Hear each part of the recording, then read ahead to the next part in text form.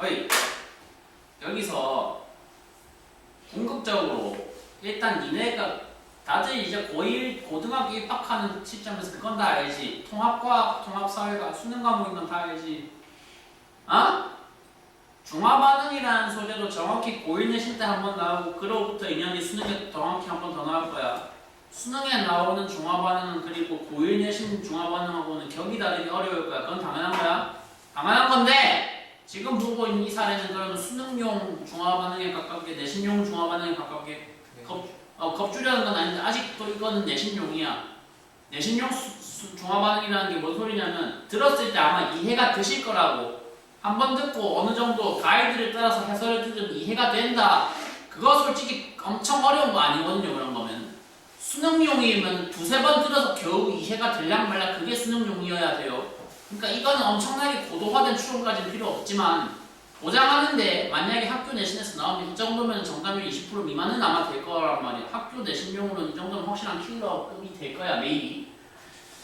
일단 그리고 제가 굉장히 좋아하는 소재고 예제인데 그러니까 학교 내신에서 나온다면 일단 대부분의 사람들이 뭐에서 바로 벽이 막히냐 바로 벽을 느끼냐 자료 해석에서 일단 벽이 생겨. 자료 해석 일단 못해. 거의 대다수가 못할 거야. 저거의 숫자들의 의미가 뭔지 파악을 절대로 일단 못하는데 그냥 그래서 당장 니네도 어떻게 해석해야 될지 아직 가이드를 못 들었으니까 못하겠잖아. 이렇게 물어볼게. 일단 비교해봐. 이게 중에 누가 더 내가 이번에 실험을 2탕 띄웠거든. 2번 했어. 가 실험에서 나 실험에서 HCl과 NaOH를 농도는 일정한 거야. 농도는 일정한 두 용액을 갖다가 한 번은 부피 B 2대 20대에서 100으로 섞어봤고 다른 한 번은 부피 몇 대 몇으로 섞었다는 거야. 80, 40으로 섞었다는 얘기를 하고 있어. 까지 납득됐지? 근데 실험에 그럼 사용한 용액이 이거야. HCl이랑 누구야? HCl이랑 누구야? NaOH야. 둘 중에 저 숫자들만 보셨을 때 농도가 누가 더 진한 거야?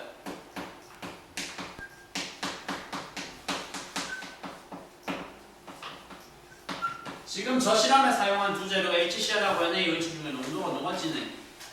라고 물어보면 당연히 니네 입에서 대답이 뭐라고 나와야 돼? 그걸 어떻게 알아? 엄마 어?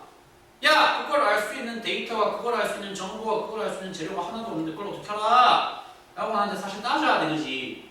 없잖아. 없거든? 없어. 없는데 일단 최소한 앞에서 얘기했던 걸 조금이라도 잘 들으셨으면 어쨌거나 농도라는 단어의 본질이 뭐인 거는 일단 이제 파악을 했어. 농도라는 단어의 본질이 뭐인 건 파악했어. 그래 놨잖아 아빠. 농도라는 단어의 본질이 결국엔 뭐인 건 알겠어? 어떤 분수인 건 알겠어. 그러니까 농도의 대소 비교를 하라는 거는 여기서 나오는 뭐분의 뭐 그래 부피 그러니까 분수의 내용을 지금 모르지 뭐분의 뭐 부피분의 이온수로 표현이 되어야 하는 어떤 분수, 두 분수 사이에 대소 비교를 해야 된다라는 건 일단 알겠다고. 근데 모르잖아. 여전히 몰라. 여전히 모르는데 구체적으로 어디가 문제고 어디를 모르는 게 구체적인 문제인지를 지금 정확하게 얘기를 해드리도록 할게요.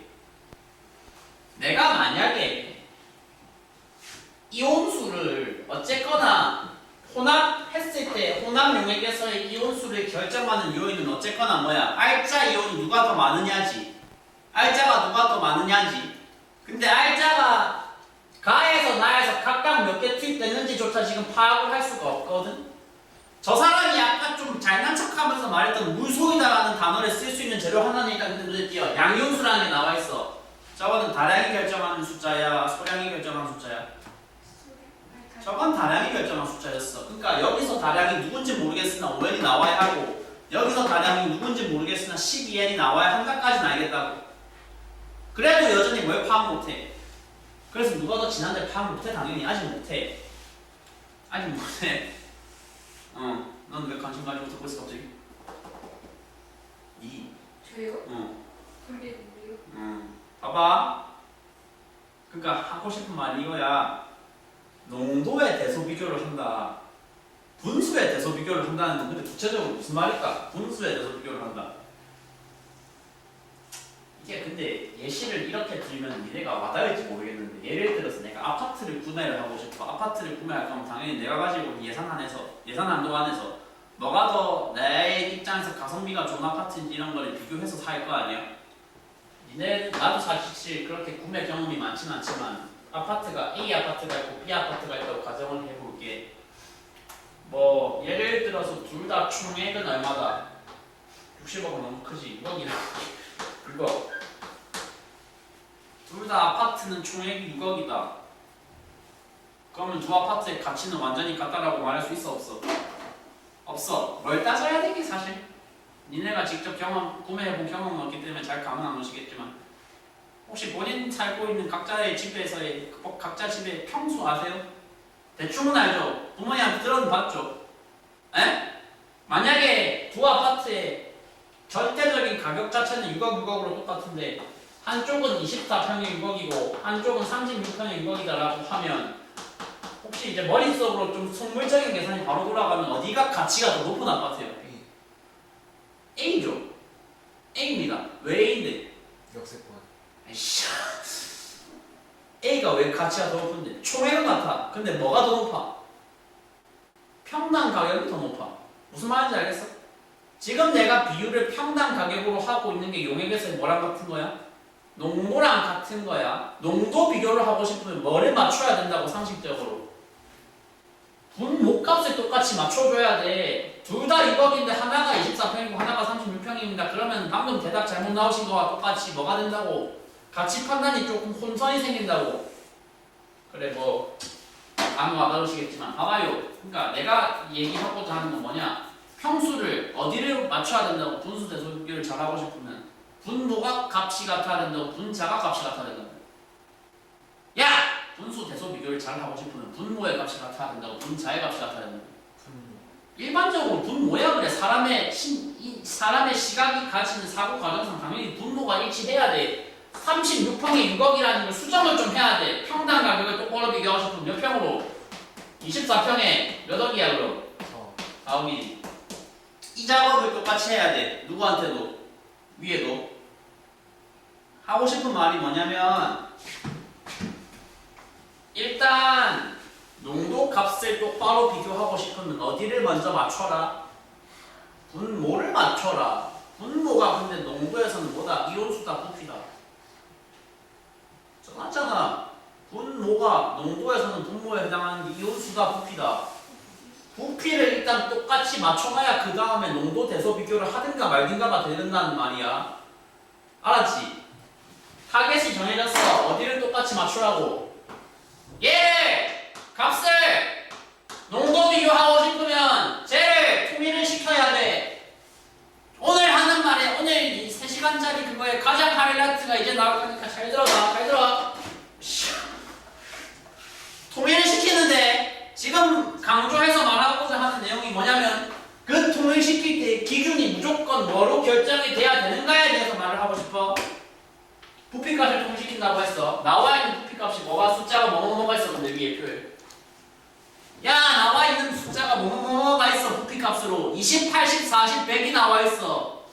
맞춘다면 그럼 뭐로 맞춰야 될까라는 거야. 120. 그쵸? 네? 아, 100. 그러니까 지금 120이라든지 아무튼 지금 더 100보다 큰 값으로 자연스럽게 가고 있지. 100보다 큰 값으로 자연스럽게 가고 있다는 건 머릿속으로 자연스럽게 누구로 맞추고 있는 거야?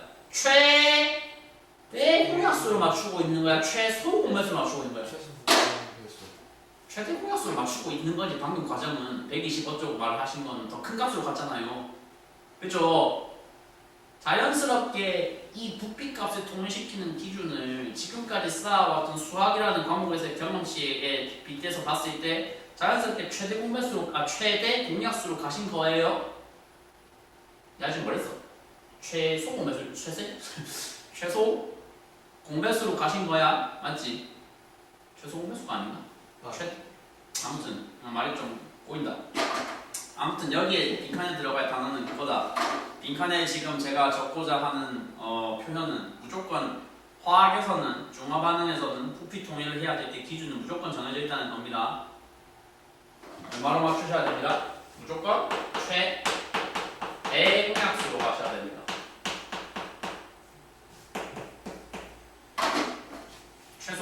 공약수가 아니라 최대 공약수로 가셔야 된다고.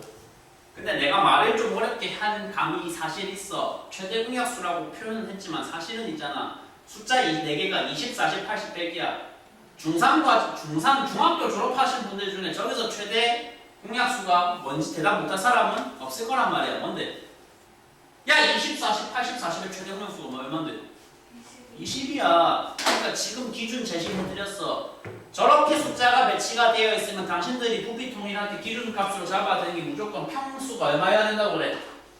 내가 농도 대소 비교를 하기 위해서 잡아야 되는 부피의 기준값은 정해져 있어. 몇 미리로? 저 숫자들 간의 최대 공약수로. 저 4개에서는 뭐로? 20mm로. 뭔 말인지 알았어? 과정은 한 반쯤은 따라오겠지. 이해했지? 플로우가 이렇게 가야 된다는 거 이해했지? 자 봐봐.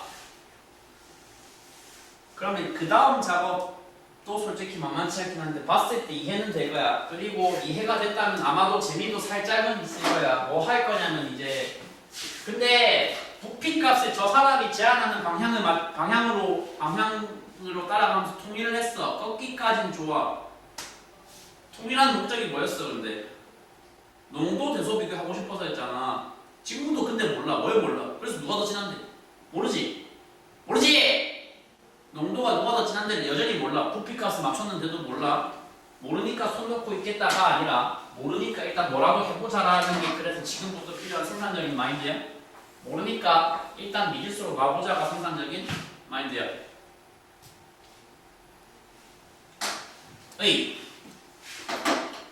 필요하면 오늘 영상은 다시 올릴 거니까 녹화된 거를 이 문제만이라도 다시 들으셔봐봐. 되게 좋은 내용이고 되게 유익한 내용이라고 개인적으로 생각해. 나와 있는 저 정보, 저 분수값을 그냥 한글로 읽어봐. 그러면 지금 내가 써놓은 이 지표에 따르면 HCl은 부피 몇 미리에? 부피 20ml를 담았다면 20ml에 이온수가 얼마가 있다는 약속이야. 저 표기는 20ml 이온수 얼마 있다는 약속인데 A 개 있다는 약속이야. 아직 납득돼요? 20ml에 A라고 내가 내시면 내 스스로 약속을 잡았어. 그러면 이제 이 시점에 20ml에 들어있는 HCl의 개수를 나는 얼마라고 볼 것이다? 내 약속에 따라서 A라고 볼 것이다. 잘 들어봐. 20ml에 A야. 옆에 80ml 있으면 몇 A야? 4A야. 그냥 비율 그대로 따라가면 될 거야. 농도가 일정하다면. 같은 순서로 밑에 가봐. 그럼 여기에 약속은 뭐야? 여기에 표현은 뭐야? 20ml에 NaOH 몇 개 들어있어? B개 들어있다라는 게 내 지면상의 약속이야. 그럼 저기에 40ml에는 몇 개 들어있어야 돼? 20ml에 B개였으니까 40ml에 몇 개야? 2B인 거 혹시 알겠어? 예? 20ml에 B개니까 40ml에 2B라고요. 색깔 동일하게 띄워보세요. 그러면 100ml에 몇 개인데? 20ml에 1B개, 100ml에 몇 B개? 5B개. 여기까지 일단 써놔봐.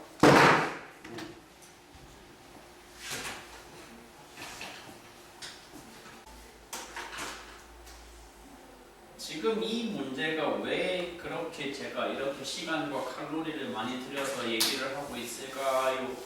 어려운 문제여서가 아니고 좋은 문제고 중요한 문제여서입니다. 사실상 내신 중화 반응에서 요구하는 끝판왕급의 소재들이 다 들어가 있어요. 두 개를 다 섞어야 돼. 뭐랑 뭐? 지금 보신 거 최소 공배수를 최대 공약수지 잠깐 너무 오래 나왔죠. 용어가 점점 헷갈리네. 그러니까 최대 공약수를 부피 기준으로 잡는다라는 관점 첫 번째, 기준 첫 번째. 두 번째가 뭐야? 두 번째가 이제 아까 앞에서 들었던 물소이다야. 동시에 적용해야 돼. 이제 있잖아. 그러니까 물소이다라는 단어에 대해서 그 간단한 원리에 대해서 그나마 듣기라도 한번 듣고 가셨던 다시 듣고 나서 학교에서 시험 대비하시는 분들은 그런 사람들의 머릿속에서 양이온수라는 저 글자는 그대로 번역이 되어버린다고. 아씨 양이온수인 거 말고는 모르겠고 지워서 지우고 그대로 무슨 단어로 대체해버린다고. 그래서 가에서 다량이온이 5n이다. 그래서 나에서 다량이온이 12n이다로 번역되어야 올바르다. 알았나? 알았어? 찾아보자 이제. 준비는 다 해놨어. 가에서는 A와 5B가 섞였고 나에서는 4A와 2B가 섞여서 이제 찾으면 돼. 누가 4A와 5B 중에 누가 5N이며 4A와 2B 중에 누가 12N인가 아니 찾는 게 그 다음 마지막 작업이 되면 돼. 아니 이해했어? 그럼 봐봐.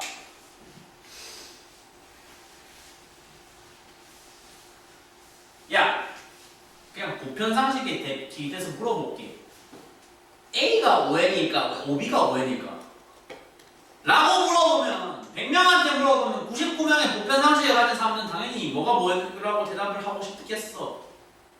5B가 5N이겠죠 라고 대답하고 싶겠지. 근데 검증이 당장 안 되잖아. 안 되지. 안 되니까 일단은 경우의 수가 어차피 둘 중 하나밖에 없으니까 한번 일부러 내 감이 굉장히 내 감에 거슬리는 방법으로 미리 한번 다른 걸 한번 해볼게. 왠지 아니기를 기대하면서 한번 가보자고. 그냥 A가 얼마라고 그냥 잡아보자. A가 5N이라고 그냥 잡아봐. A가 5N이라고 잡으면 바로 옆에 얼마가 떠버려? 20이 떠버려. 저거 뜬 순간 모순 생긴 거 지금 혹시 알겠어? 왜 모순이야? 이미 난 밑에 찾아놨어. 나에서 발생해야 되는 다량 이온은 숫자 얼마가 떠야 된다고? 12가 떠야 되는 걸 이미 확정 지었는데 일부러 내 감을 크게 거스르는 기준을 한번 잡아봤더니 옆에서 뭐가 떴다고? 12보다 훨씬 큰 뭐가 떴다고? 그러니까 안 된다고. 안 된다고. 내 원래 감과 내 그냥 보편상식을 믿고 원래대로 가는 게 맞았다고. 그럼 한번 검증해볼게. 보편상식을 따라서 5B가 5N이라고 해보자. 2B가 얼마야? 2N이야. 다량 이유는 택도 없어. 그러면 12는 누가 만들어야 된다는 건데? 얘가 만들어야 돼. 4A가 12N이라고 한다면 1A가 얼마가 돼? 3N이 되는 거야. 그러면 여기 3N 들어갔어. 여기 5N 들어갔어. 다량 이윤이 5N이야. 무슨 이 있어? 없어? 없어. 이렇게 맞는 순서들 맞는 자리들 찾아주시면 돼. 알았어?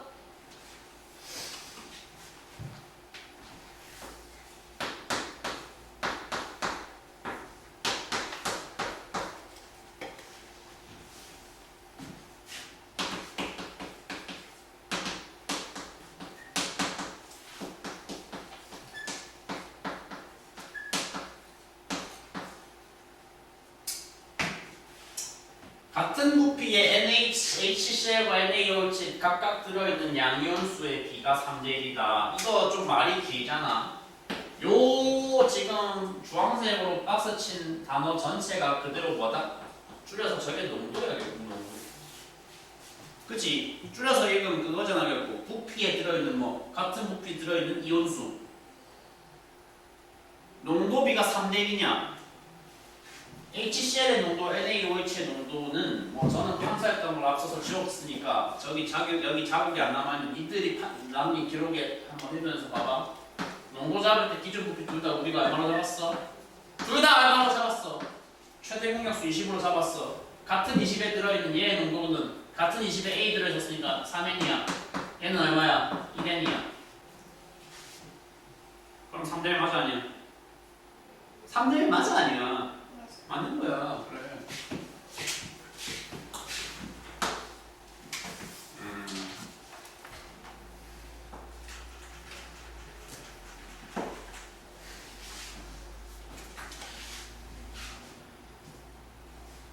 개인적으로 저 그래서 많이 좋아하는 성지가 니은인데 물소이다를 한 번 더 응용해서 물어보고 있거든. 가와 나에서 중화 반응으로 생성된 물 분자수 비율이 2대3이냐고 물어봤어. 이제 A, O, B 다 찾았으니까 한번 다시 적어볼게.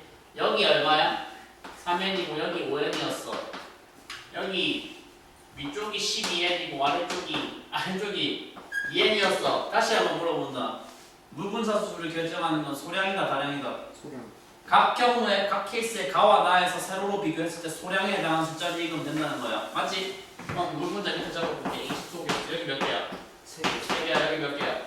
2개야. 그럼 개수 B가 치사하네. 치사하네. 좀 아름답지 않네. 3대2가 아니 2대3이 아니면 몇 대 몇이면 돼? 3대2면 된다는 거야. 저건 좀 짜치네요. 자리 바꾼 거는. 아무튼 찾는 방법 알았죠? 처음 보고 그러니까 다시 한번 말하는데 한 문제 풀이 들으면 이해는 된다. 직접 풀어보라 하면 조금 벽 느낀다. 그 벽하고 무너질 때까지 계속 트라이 해보시면 된다.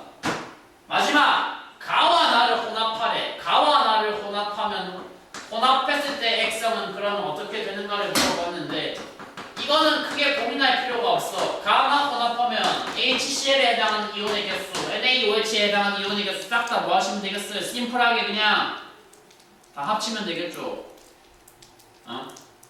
어느 방향으로 합치면 될까요? 가로 방향으로 합치면 되겠죠. 가로 방향으로 합치면 되겠죠. 그러니까 가나 섞었을 때 HCl은 전체 몇 개? 몇 개? 15개. 가나 섞었을 때 NaOH 전체 몇 개? 7개. 액성은 혼합 이렇게 썼던 시점에 혼합용액 액성은 산이다 여기가 중성이다. 누가 봐도 산이다. 2배가 넘게 많다. 누가 H 플러스가. 따라서 이것이 맞다.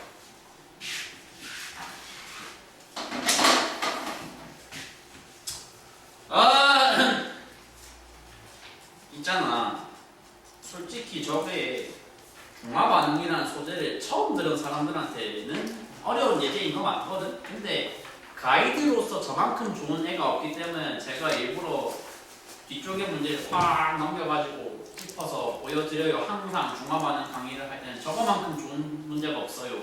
그래서 저거만큼은 이제 많이 뜨거운 문제, 많이 뜨거운 물에 한번 경험을 해봤으니까 훨씬 더 할만한 예제로 잠깐 다시 넘어가서 25조 가장 앞으로 가서 훨씬 더 솜풋한 애들로 본인이 직접 한번 연습을 해보시도록 하겠습니다.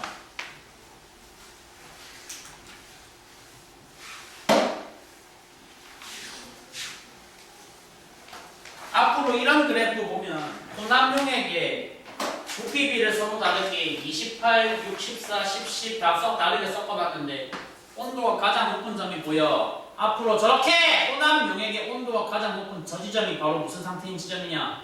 혼합용액의 액성이 완벽하게 중성에 도달한 상태다. 앞으로 중성에 도달한 상태를 바로치고 중화점이라고 부른다. 앞으로는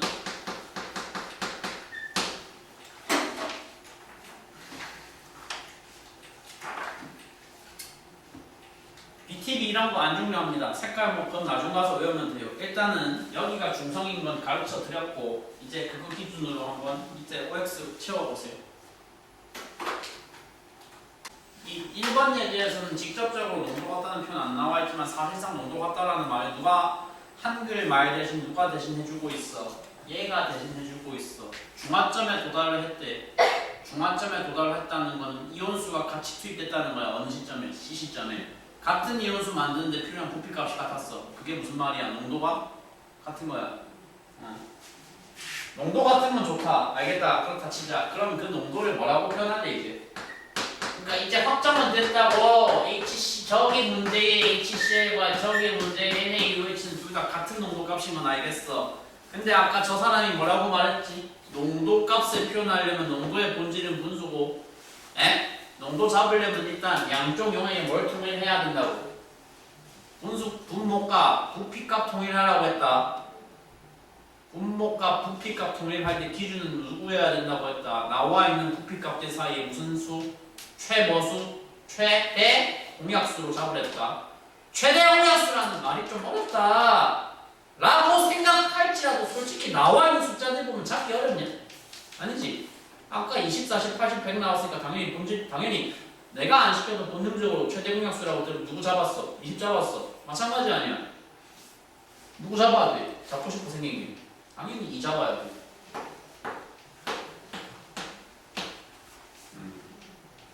그러니까 어차피 같다 그랬잖아. 부피값이 같아진 시점에 농도가 같으려면 분자값도 뭐 해야 돼? 곧바로 같아야 돼. 근데 그러니까 저 농도 변수 잡을 때 분자에는 이온수가 올라가야 되잖아. 이온수를 문자로 뭐로 하든지 그거는 본인 재량이야. 본인 자유야. 거의 대부분의 경우 전국 어디 가든 어떤 교재, 어떤 참고서, 어떤 교과서는 거의 보편적으로 쓰는 건 사실 N이거든. 대문자 N이나 아니면 소문자 N이야. 아무거나 써도 돼. 그러니까 둘 중에 아무거나 쓰는 거야.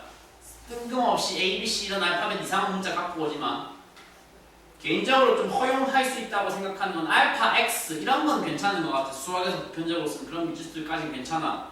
걔 뜬금없이 K 이런 거 잡지 마. 은근히 그런 거 나중에 풀이할 때 거슬려. 알았어? 내한테 거슬리는 게 아니고 니네한테 거슬릴 거니까.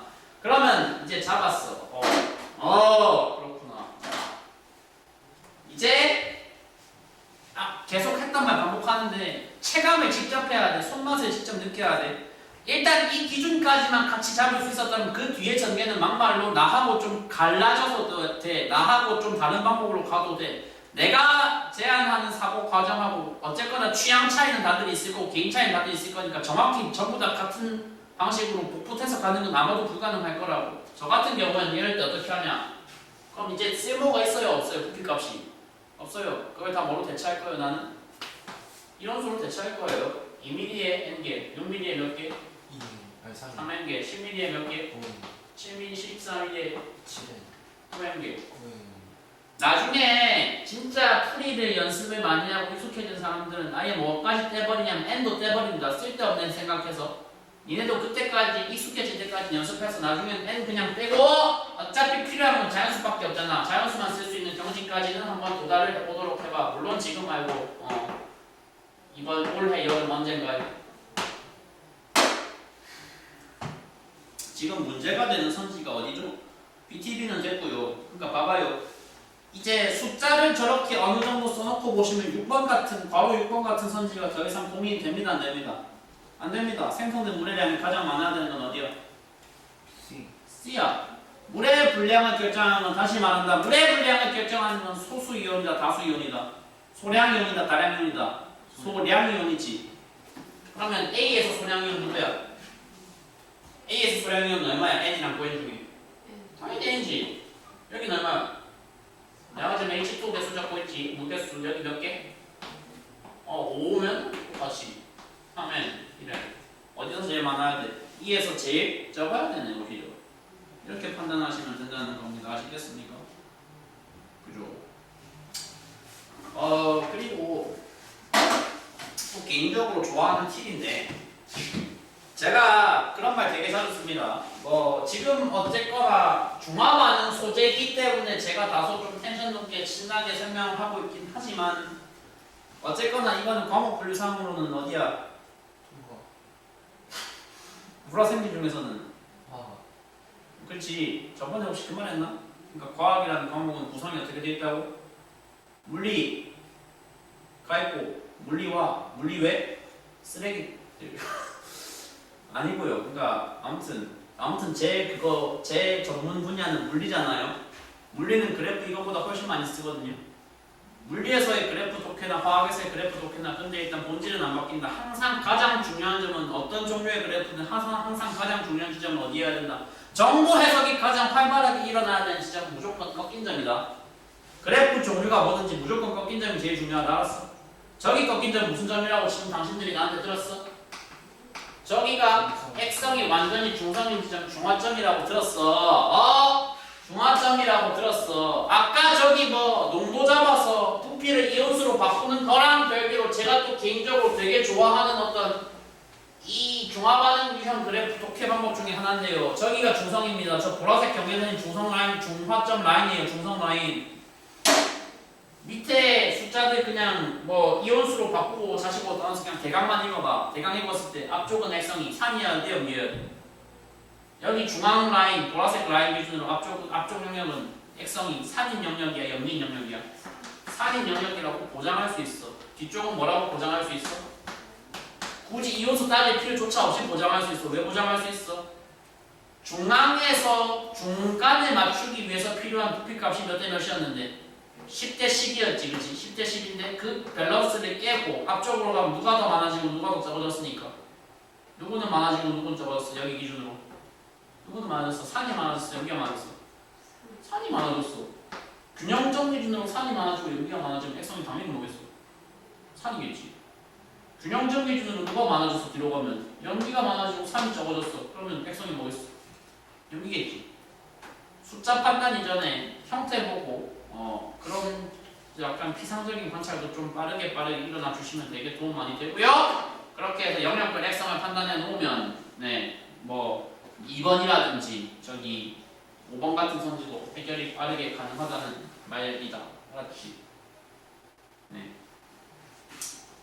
좋은 얘기 들으셨나요? 좋겠다 싶은 참으로 재밌는 소재, 즐거운 소재 가지고 얘기를 쭉 진행을 해봤습니다. 중앙은보다 더 재미있는 마지막 소재예요. 이제 마지막으로 한번 해봅시다. 역학이라는 걸 해봅시다. 저 인간이 왜 저렇게 잘난 척을 많이 할까 아마도 들으면서 이해하셨을 것. 작년에도 혹은 재작년에도 날 봐왔던 사람들은 제 중학교 과학할 때까지는 안 저랬는데 했어요. 제 중등 과학할 때는 안 나랬는데 겸손했는데 왜 갑자기 저러지 싶은 어떤 부분들. 근데 솔직히 말할게, 통과 역학 가지고 내가 장난 척할 수 있는 수준의 문제들 뽑아내는 거 쉽지 않다. 고위 물리는 애초에 되게 어렵거든. 엄청 어렵기 때문에 들으시는 분들이 그냥 인정을 해줘요. 저 사람 풀이 개쩌는구나 인정을 하거든요. 하는데 통과 물리는 솔직히 그러기가 쉽지가 않아요. 안타깝게도. 일단 그래도 나오는 범위 내에서 한번 최선을 제가 다 해볼 겁니다. 여백이 일단 좀 많습니다. 지금 여백이 많아요, 그죠? 여백이 많고 이쪽에도 여백이 많은데 이쪽에는 더 많아. 야! 근데 뭐 여백은 이유 없이 만든 게 아니야. 조금 적을 게 있으니까 만든 거겠지. 이 페이지의 오른쪽 여백에다가 뭐 한 개만, 용어들 몇 개만 좀 같이 정리하고 갈게. 이 과목에서 이 세 개, 이 단원에서 역학이라 하는 저 사람이 매우 애정하는 그 단원에서 기본적으로 소통에 사용해야 될 몇 가지 용어들이 존재를 해야 돼. 존재하고 있어. 알았어? 저는 학년 구분 없이 중3한테 역학, 중3한테도 참고로 물리 나왔다겠죠. 중3한테 물리할 때도 심지어 고위 물리하고 똑같은 오프닝 자체는 똑같이 해요. 미친 거 아니야. 그러니까 똑같은 내용으로 똑같은 문제를 푼다는 게 아니야. 오프닝은 똑같이 해야 돼. 어차피 사용하는 용어의 차이가 있는 건 아니니까. 고등학교부터는 그리고 중학교 때까지 썼던 어떤 단어들 몇 가지를 굉장히 좀 면밀하게 튜닝을 몇 가지 해주셔야 될 부분들이 있어. 그 부분적인 튜닝에 대해서 일단 얘기를 할 거야. 일단 첫 번째 뭐냐면 일단 그래서 어떤 학년에 대해서 처음 역학 강의를 할 때는 항상 제가 제일 먼저 하는 작업은 먼저 용어에 대한 기준을 좀 몇 개만 잡고 가자. 한글로 뭐라고 부르는 용어가 기호로는 지면상에는 수식상에는 어떤 기호로 반영이 돼야 하는가 하며 역학 강의를 저하고 뭐 얼마나 많이 오래 하실지는 저도 잘 솔직히 모르겠습니다만 내신 대비를 꼭 저하고 할 거라는 보장은 솔직히 없거든요.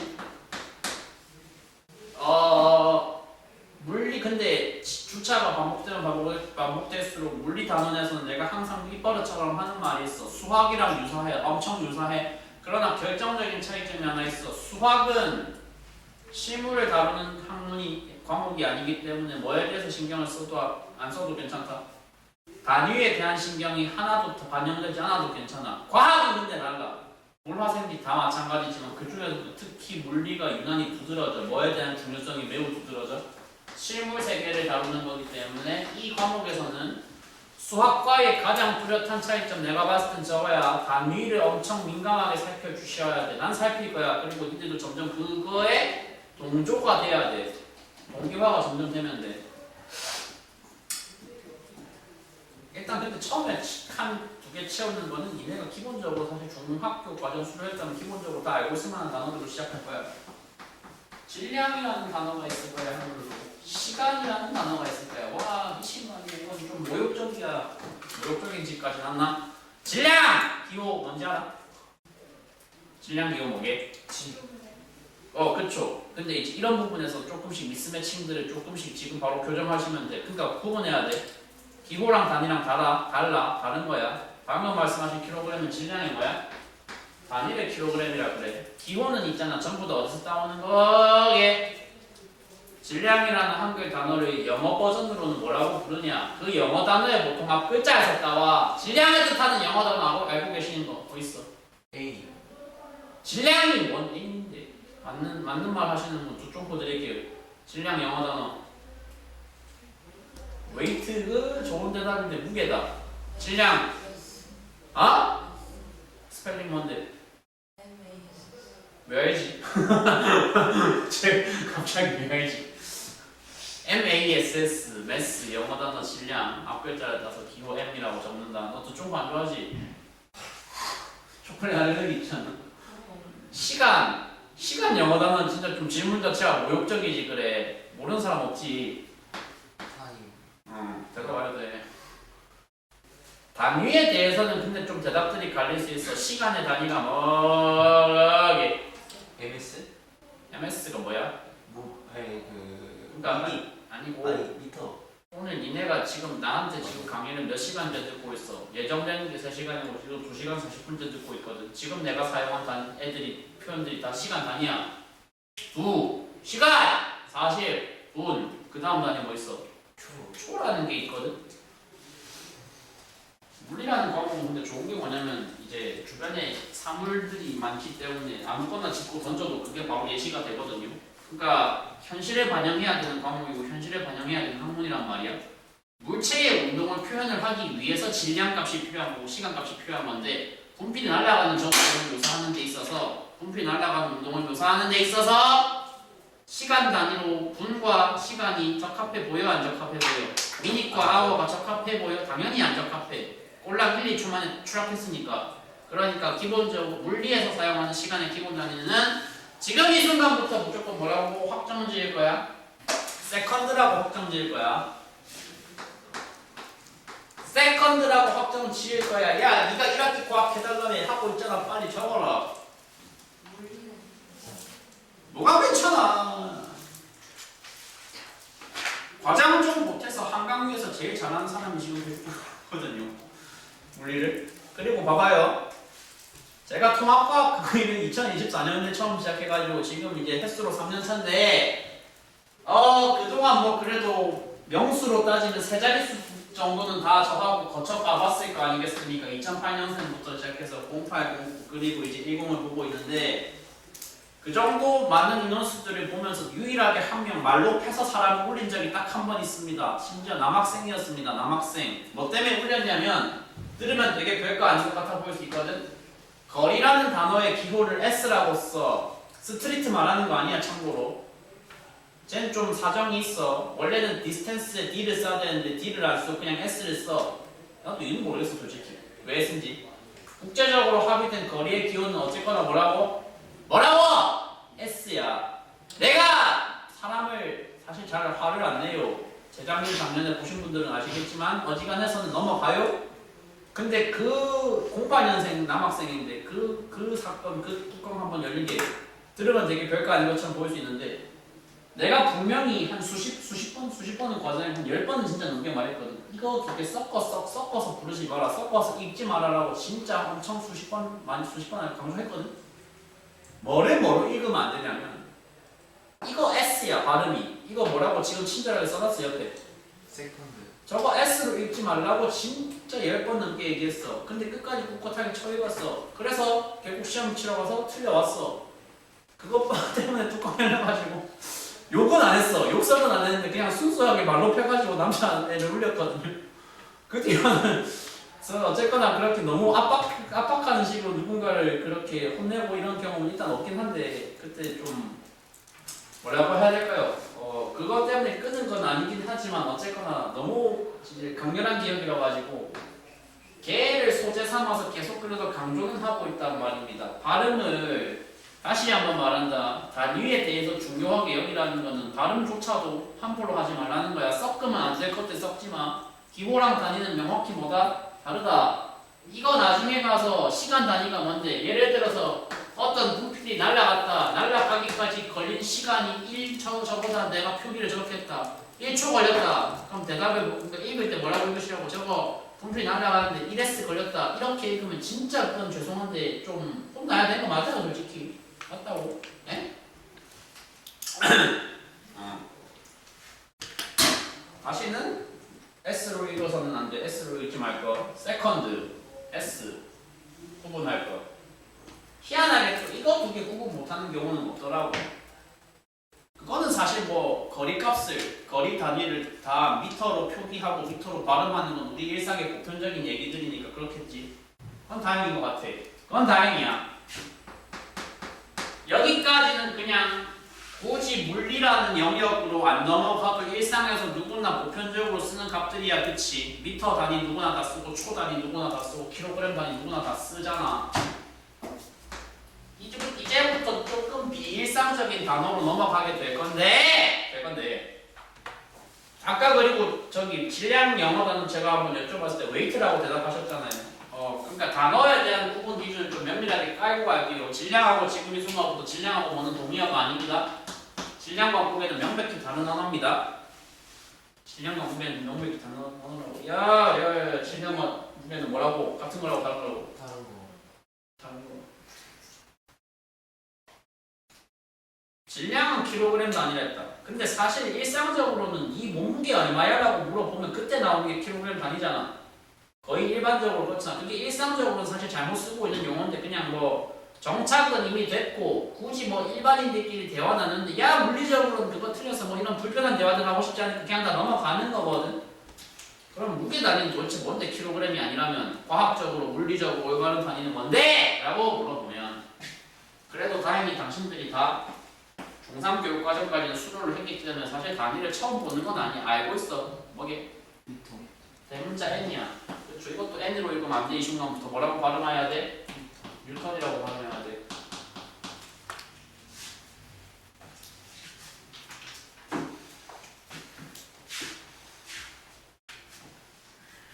속력을 뜻하는 영어 단어 중에 살짝 고급 버전 단어, 좀 저급 버전 단어 스피드고 잘 안 쓰는 단어 조금 더 상위 레벨 단어 뭐 이렇게 벨로시티라고 했죠, 그렇죠? 그래서 기본 뭘 따서 알파벳 알파벳 뭘 따서 V를 따서 앞으로 속력의 기호를 V라고 읽으면 됩니다. 알았나 이거? 알겠죠?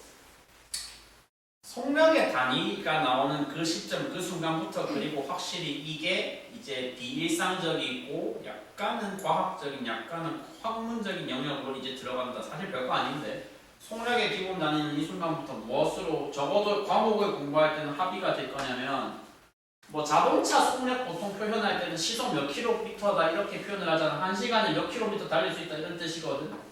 근데 이제부터는 전부 다 미터 퍼 세컨드 초속 단위로만 표현을 할 거야. 알았어? 초속 단위로. 그러네. 점점 뭔가 단어가 많아진다. 저 사람이 여기서부터 조금 비일상적이 될 거라고 했는데 비일상적인 애들 나오는 순간부터 뭔가 확실히 앞에서 하고는 느낌이 약간 뉘앙스와 체감이 살짝 다른 느낌이 살짝 들거든 지금. 그리고 자연스럽게 한글 단어 뭘 추가했어? 가속도라는 걸 추가했고 저기서부터 확실히 고등 물리가 시작된다고 생각하시면 될 것 같아요. 가속도를 뜻하는 영어 단어 혹시 알고 계시는 거 있어요? 그 자동차가 니네가 직접 운전해 차를 몰아본 적은 없겠지만 기본적으로 페달이 두 개가 있어. 정지할 때 밟아야 되는 거 상식적에서 알고 계실 것 같은 뭐라 그래? 브레이크. 브레이크라 그래. 브레이크 페달 옆에 무슨 페달이 있게? 엑셀이라는 페달이 있어. 엑셀러레이션이라는 영어 단어의 좀 약자야. 그래서 앞 글자 따서 뭐 쓴다? 혼자 있으시면 돼.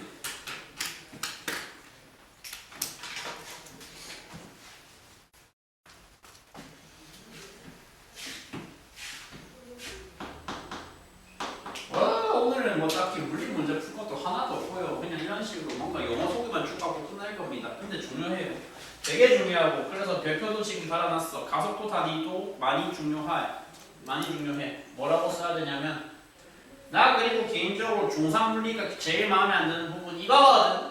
니네 중력에 대해서 사실 배운단 말이야. 중3 때 배우는데 희한하게 가르쳐요. 교육과정이 굳이 저 단위를 안 쓰려고 그래. 가속도 단위를 굳이 니네한테 가르치지 않고 대충 굉장히 불량하게 9.8 이따위 표현으로만 대체해가지고 그냥 중력은 뭐다 9.8 곱하기 질량이다 이렇게 넘어가 버린단 말이야. 그게 나는 일단 납득이 안 돼. 잘 이해가 안 돼. 가속도 단위 저런 거 쓴다. 저런 게 있다. 저게 왜 나왔는데 이해시킬 수 있다 없다? 있어. 충분히 수식 하나만 동원하면 되거든. 높은 확률로 그 수식은 다음 주에 보일 것 같긴 하지만 일단 약간 스포일러 느낌으로 그래서 가속도 단위는 발음은 해야 된다. 근데 그치 말 나온 게 발음 MS 제곱. 저렇게 이제 발음하면은 저한테 정색을 얻어맞을 수가 있다라는 거고요. 심각하게 안 되고요. 저러면 안 되고 이 B큰 표시 있잖아. 사람들이 많이 모르던데 그쵸? 들어보신 분들은 아시네. 퍼라고 발음할 거야. 앞으로 영어로 적을게. 미터 퍼 세컨드라고 적을 거야. 속도를 미터 퍼 세컨드. 그러면 밑에 거 뭐겠어? 찰 차이점이 뭐밖에 없는데 미터 똑같고 펄 똑같고 뭐가 차이밖에 없어. 세컨드가 뭐가 돼 있다? 제곱돼 있다밖에 없어.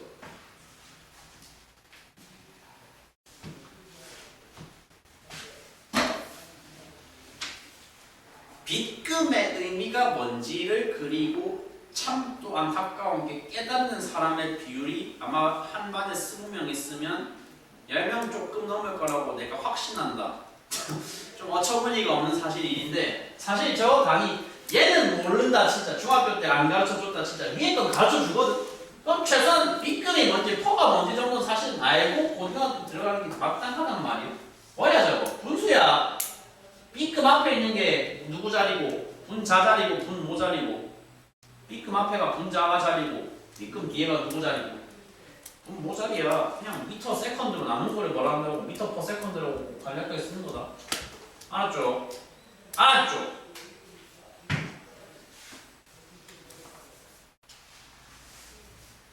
표 채우는 건 마지막 한 칸만 채우고 일단 표는 거기서 더 마칠 거야.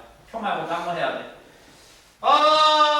사실 채우려면 더 채울 수 있어. 더 많이 채울 수 있지만 일단 통과해서 다루게 된 내용들의 어떤 레벨, 수준 이런 걸 생각했을 때는 딱 여기까지가 적당히. 드디어 물리다운 물리의 확실한 어떤 키가 될 수 있는 용어. 힘이라는 게 나와. 영어다가 뭐라 표현해? 파워 아니야. J? 뭐야? 뭐? 화낸 거 아니고 그냥 못 들었다. 궁금해서 물어본 거야. J? 네? 틀렸죠? 네. 힘. 파워는 참고로 동력이라는 다른 단어가 있다. F. 오. 단어가 뭐냐고 그래. 기호는 F 맞고. 영어 단어. force. F-O-R-C-E. 안 적을 거다. 단위가 뭐다? 단위가. 단위가 J? 그거 에너지 단위야. 그거 일 에너지 단위야. 중학교 때 그래도 듣긴 들으셨네. 좀 유명한 과학자이다. 그리고 앞에 한번 쓴 거. 뉴턴이라 그래. 뭐요? 뉴턴.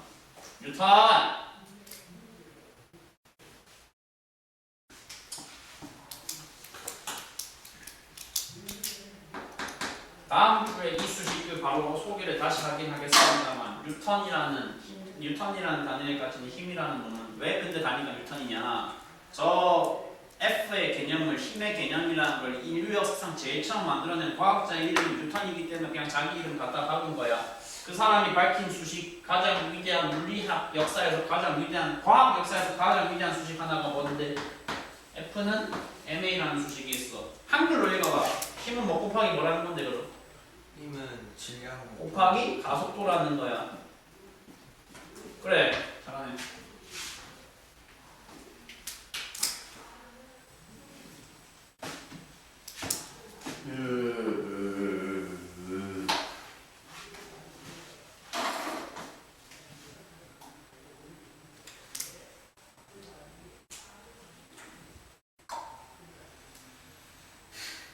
자, 그리고 중앙에 선을 대차게 하나 그었어요. 왼쪽은 왼쪽대로, 오른쪽은 오른쪽대로 좀 뭔가 구분해서 다르게 하나를 다시 한번 여기 또 내가 사실 뭐 문제 풀 거 아니야. 용어 설명을 쭉 할 건데 쭉은 아니고 딱 남은 시간에 알맞게 컴팩트하게 채우고 보내드릴 생각이거든.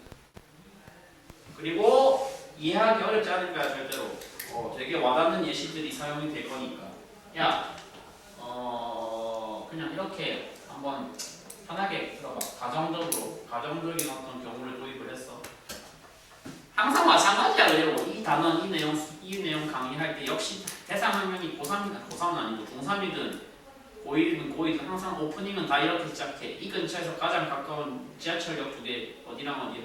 경발산역 정말사는 스케줄이 가까워. 주영역 뭐라고? 주영역 어떻게? 주역은 더 멀잖아. 그래, 백마역이랑 니네 있잖아. 니들이 살고 있는 도시가 뭐 소위 말하는 일기 신도시라는 건 대충 알지, 들어봤지. 일기라고 하니까 되게 오래된 거 맞거든요, 솔직히. 신도시이긴 한데 30년 전 신도시여서 일기 신도시다 이거거든요, 진짜로. 저하고 나이가 비슷해요, 도시의 나이가.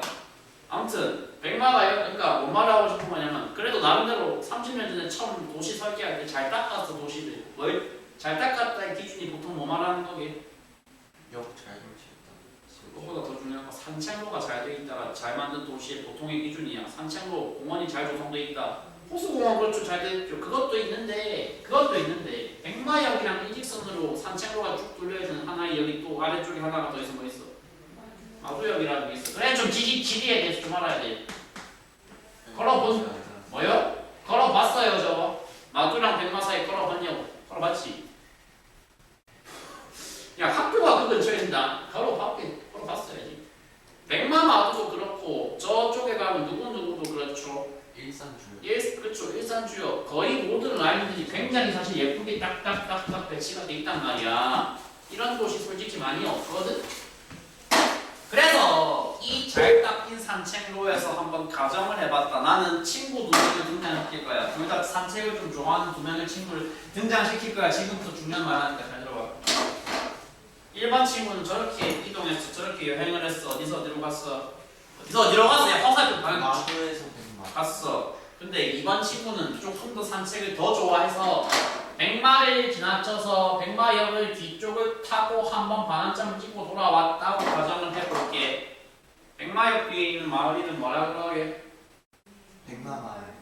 백마마을이라는 게 있어요? 숲속마을이라 그래요. 숲속마을 뭔지 알아볼라? 그래 이 동네 사람들은 알아야지. 그래서 친구 1번은 어떻게 여행을 했다? 마두에서 백마를 그냥 일직선으로 갔다. 일직선으로 갔다! 2번 친구는 어떻게 여행을 했다? 목 아파. 2번 친구는 어떻게 여행을 했다? 좀 더 산책을 좋아해서 좀 더 걷고 싶어서 백마를 지나쳐서 아예 숲속마을까지 반환점 한번 툭 찍고 턴을 했다 라는 설정까지 납득했지. 실제 역 간의 거리는 그것보다 훨씬 먼 걸로 나도 알고 있긴 하지만 그냥 숫자를 예쁘게 맞춰야 되니까 100m밖에 안 떨어져 있다고 가정하고 숲속마을까지 10m밖에 안 떨어져 있다고 잠깐 거리를 좀 왜곡을 많이 해볼게. 길이를 왜곡을 많이 해볼게.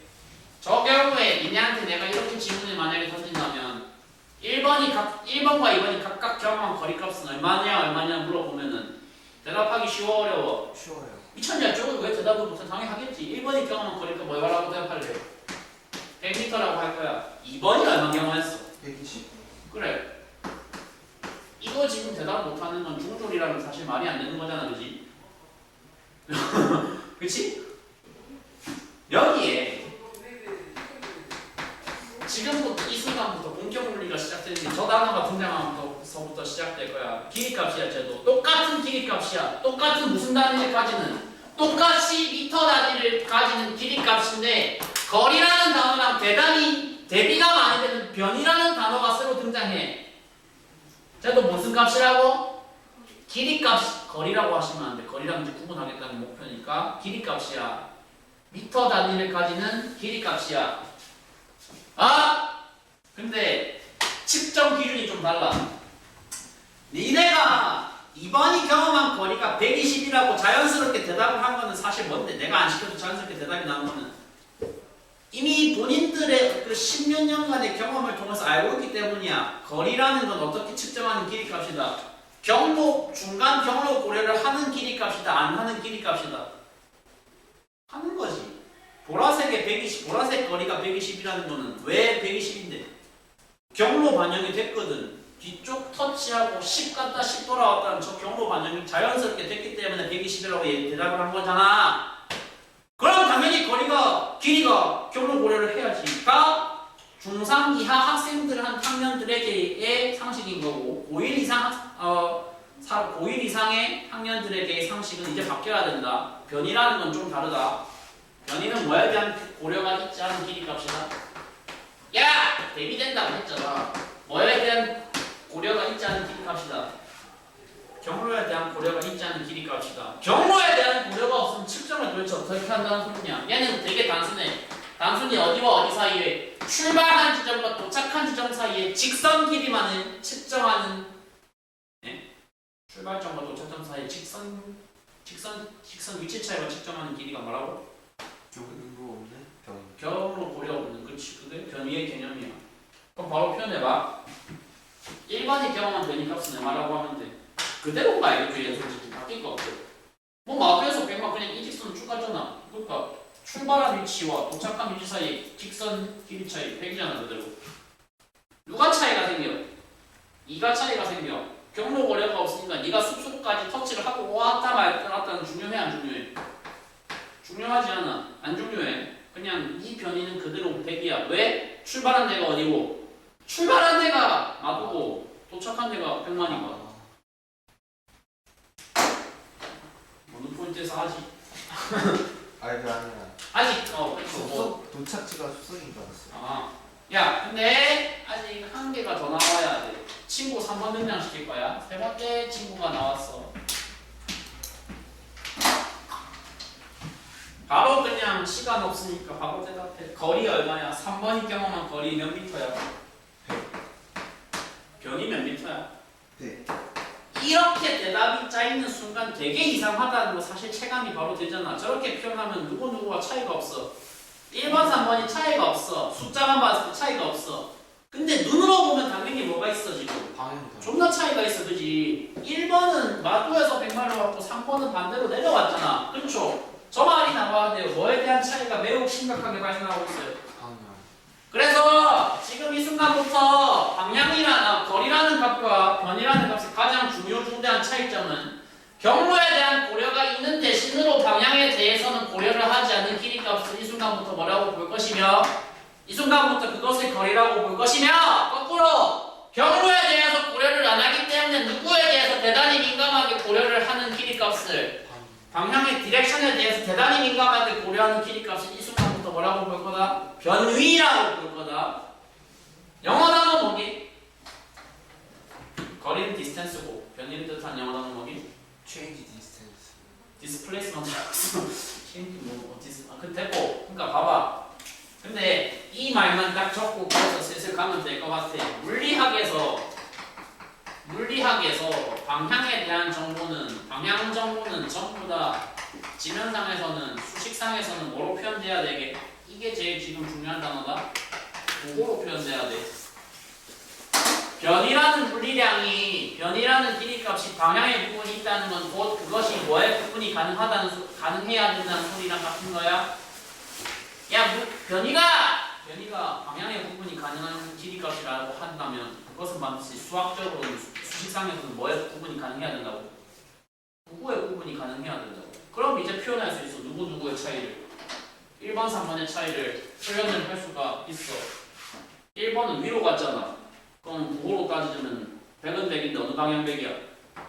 저런 걸 지금부터 플러스 방향 100이라고 하면 될 것 같아. 그럼 3번이 자동으로 얼마야? 플러스. 3번은 마이너스지. 아 3번이 아니죠. 그쵸? 누구도 플러스. 2번 플러스. 네.